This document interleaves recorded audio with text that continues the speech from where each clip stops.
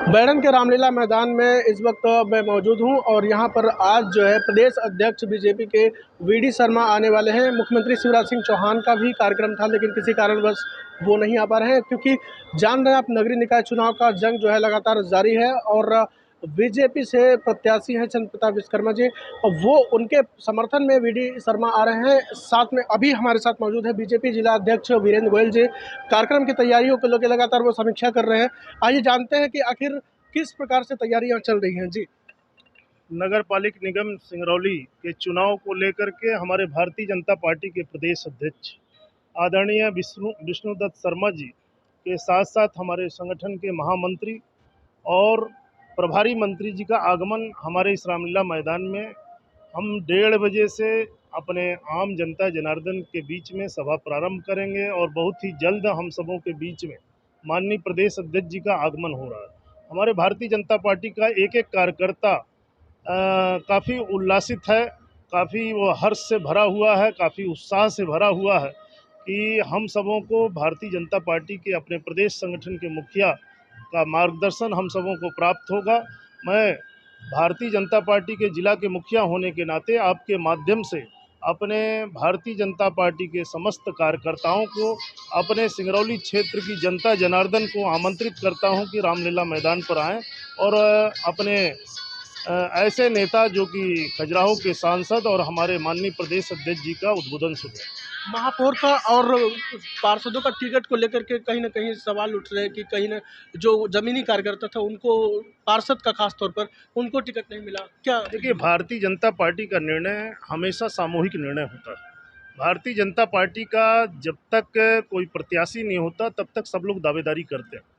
यह कह पाना बड़ा मुश्किल होता है कि यह प्रत्याशी बहुत अच्छा होगा। पूरी तरह से पार्टी का स्थानीय सर्वे कराया जाता है, प्रदेश का सर्वे होता है, उस आधार पर भारतीय जनता पार्टी का पार्षद प्रत्याशी घोषित होता है। अभी कल भारतीय जनता पार्टी का पार्षद जो प्रत्याशी घोषित होने के बाद, क्योंकि कोई भी चुनाव हम भारतीय जनता पार्टी के कार्यकर्ता मिलकर के लड़ते हैं, तो भारतीय जनता पार्टी का कार्यकर्ता लगा हुआ है और पूरे वार्ड स्तर पर लगा हुआ है, हमारा बूथ स्तर पर लगा हुआ है।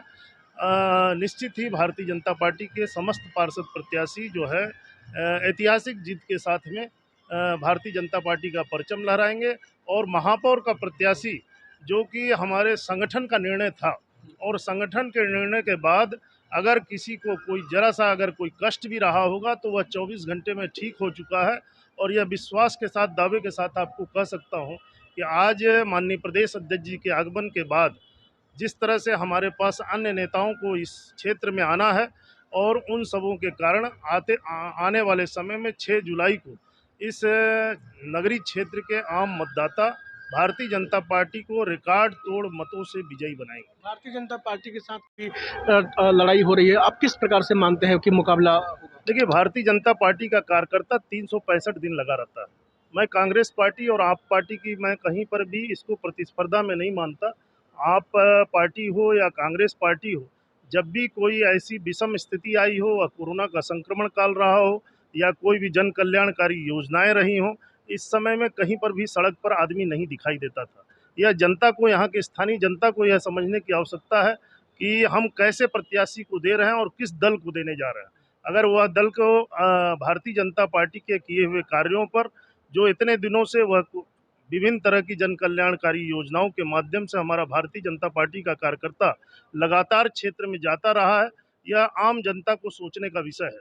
मेरा ऐसा विश्वास है कि आम जनता अपना मन बना चुकी है। यह भारतीय जनता पार्टी की मात्र सरकार है जो कि रोटी, कपड़ा और मकान पर भी विश्वास करती है और हमारे मध्य प्रदेश के यशस्वी मुख्यमंत्री जी के द्वारा लगातार विभिन्न तरह की योजनाओं से लाभान्वित किया गया है।